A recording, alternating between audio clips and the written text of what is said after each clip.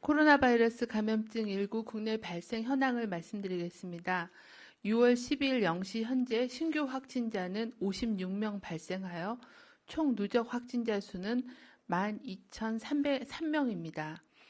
6월 12일 0시 기준으로 신규 확진자 56명 중 해외 유입은 13명이었고 지역사회 감염 사례는 43명이었습니다.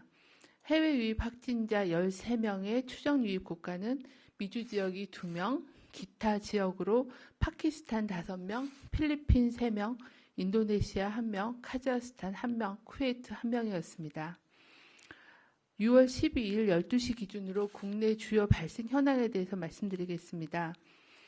경기 부천시 쿠팡물류센터 집단 발생과 관련해서는 자가격리 중이던 1명이 확진되어 현재까지 누적 확진자는 총 147명입니다.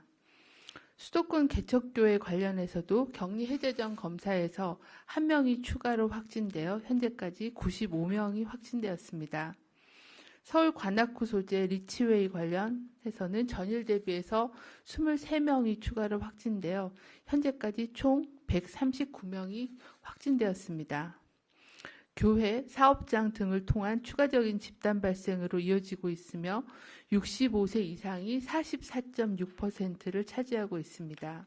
금일 서울 도봉구의 성심 데이케어 센터에서 6월 11일 첫 확진자가 발생하였고 6월 12일 직원 2명, 이용자 11명이 추가 확진되어 현재까지 총 14명이 확진되었습니다.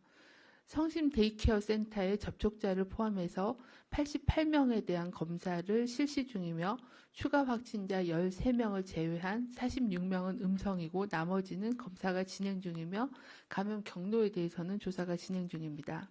중앙재난안전대책본부는 6월 14일까지로 예정한 강화된 방역 조치에도 불구하고 수도권의 연쇄 감염이 확산됨에 따라 정부와 지방자치단체는 수도권의 상황이 안정화될 때까지 고위험 시설에 대한 집합 제한, 공공시설 운영 중단 등의 기존의 강화된 방역 조치를 연장하기로 하였습니다.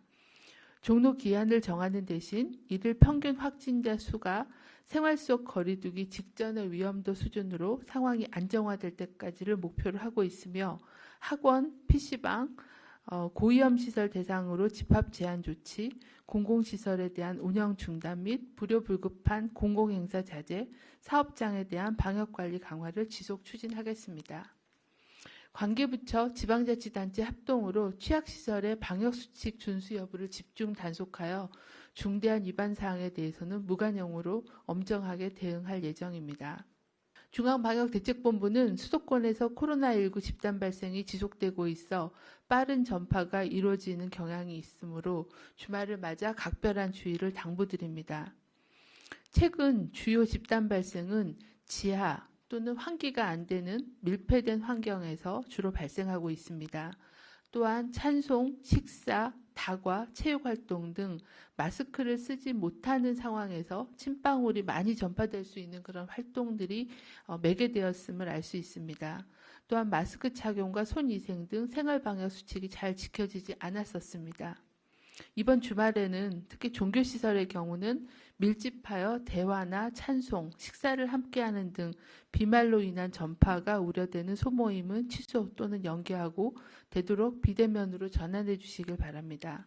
우리는 코로나 방역 대응을 하면서 많은 어려움도 겪었지만 코로나19 특성에 대해서 많은 것을 또 알 수 있었습니다.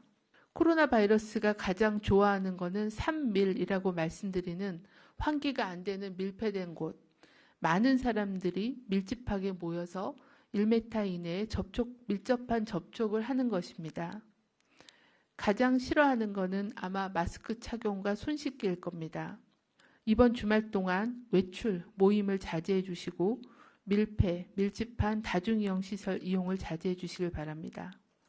마지막으로 면역이 약한 어르신들께서도 이러한 예방수칙을 잘 지켜주셔서 건강한 주말을 보내시기를 당부를 드립니다.